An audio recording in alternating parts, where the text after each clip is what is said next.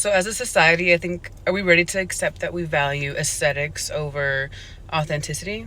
I touched on it a little bit in the last video where I was like, social media was supposed to be this thing where we all can connect, like from all over the world, and share like vulnerable moments, I don't know, highs, lows, whatever it is. But as social media has evolved and it's just growing, which it's going to be ever growing and changing, it just becomes more and more and more and more curated. Like, I know I'm not tripping. Like, mind you, I'm well aware that y'all wouldn't even be listening to me if I didn't look the way that I look, so that is an aesthetic in itself. But I'm gonna use my beautiful little mouth and speak my truth. I want to say there's like a handful of people that I know that are I keep very dear and close to me that are genuinely like themselves. I think everyone else is completely lost in trends and trying to fit into this like aesthetic that is trending right now. And then also I think people love being like the know-it-all when it comes to these little trends. Like, bro, why did I see an actual argument about 2014 2016 time period Aztec prints, neon leggings, headbands, and they were like, no, this isn't right, this is not right. Mind you, the person like lived the shit, but these are like 20-year-olds that are like probably like we're like 10 years old, I don't know. So it's just like we're arguing with people who actually experience certain things to prove how much we know about this aesthetic.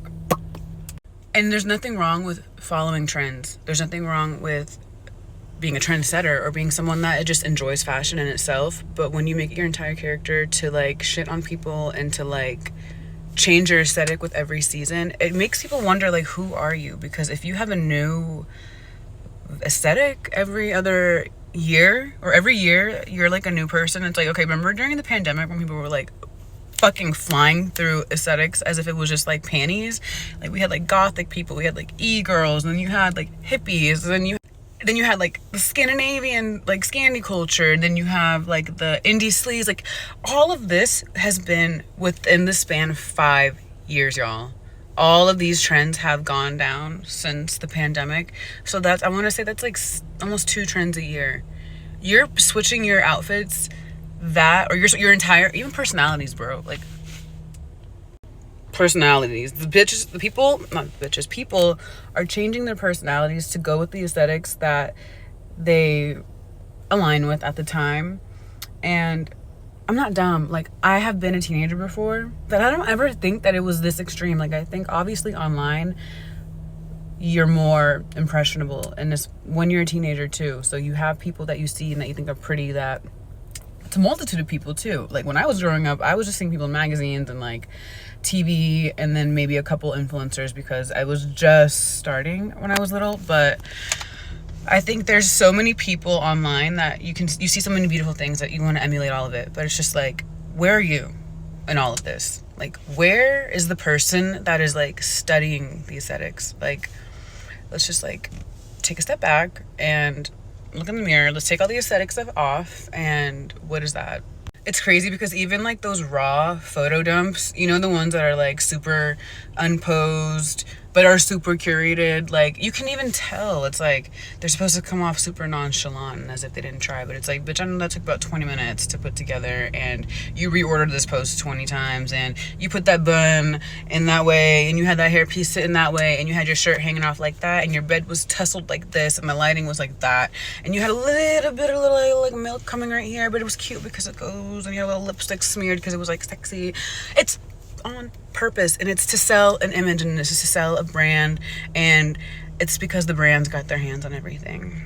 Damn, do I sound schizophrenic? Am I like one of those aunties that's like, no, that's not funny, I'm not being ableist, but it's like I feel like I do so much deep diving that I might actually drive myself crazy when I find out like that these spaces that we kind of created for ourselves to get out of being influenced by capitalism they get infiltrated. So it's like, no matter what spaces you create, there's always going to be someone trying to come in to promote something or sell something or get you to buy something, get you to go and do this. You need to do this. And it's like, it has no meaning behind it 99% of the time.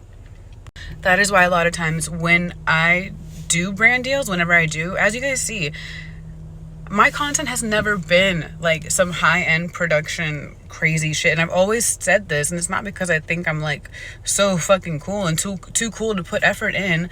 It's just that my experience online has always been to be completely myself. Like, fuck it if I want to fucking edit a photo or use a filter or use a voice changer. Who gives a fuck? That's not the point. The point is that I'm not sitting here thinking 40 million miles ahead of how it's gonna come off and be like super, like, I don't give a fuck. Like, you know, it's so not real.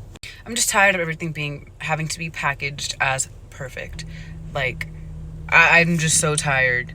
And especially as a woman, it's just exhausting because there's not even half as much pressure on men to look as good and be on our tens and live this beautiful soft life. And in the meantime, like, is soft life even real? Like, can somebody goddamn break it down to me? Because I don't genuinely believe in anything. Like, now don't get me wrong, there's nothing wrong with wanting to be beautiful and wanting to follow trends and do all these things. The problem that I'm trying to kind of like get at is that you cannot lose your entire self in following trends and then like in the clothes. Like, the clothes can't make you. Like, you know when people say like people can have money and they can buy designer, but that doesn't make them fashionable? Like, the clothes don't have to be you. Like, you could still be a quirky little loser ass nerdy ass bitch and have big boobs, big lips, and a big ass. Like, you know what I mean? Like, there can still be authenticity within the aesthetic if you just don't focus so much on being perfect within this aesthetic, because there's no perfect. So stop putting so much pressure on yourself. That's really what I want to like tell y'all right now, is like, please stop putting so much pressure on yourselves and just get back to you and finding what you like. And then your personal aesthetic will actually just build around that, and then you'll actually like really feel yourself. Because I don't think I was actually happy with myself until I stripped away all of the layers, which included like the bleach blonde hair, the lashes. I cut my hair. I did a lot, changed my style. I like emptied out my wardrobe, got rid of a lot of like, I did a whole thing. And I'm not saying you have to be as drastic as I am, but I just knew I needed a detox. And then I kind of like got to sit with myself and realize who my authentic self was. Like, who am I? And that authentic self is very much so that 10-year-old girl that loves Barbie dolls, that loves to play outside, that loves to eat and have sleepovers and likes to fucking kiki and watch movies. And like, that's it. That's literally me. So I really think it all is like comes back down to like your child self. So that's my rant of the day. I'm back to talking in the car.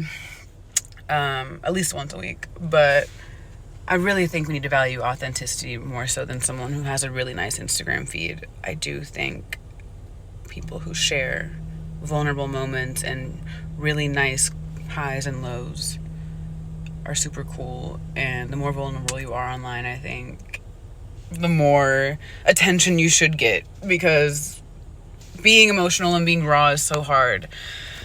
Especially when it's not pretty, especially when the emotions are ugly.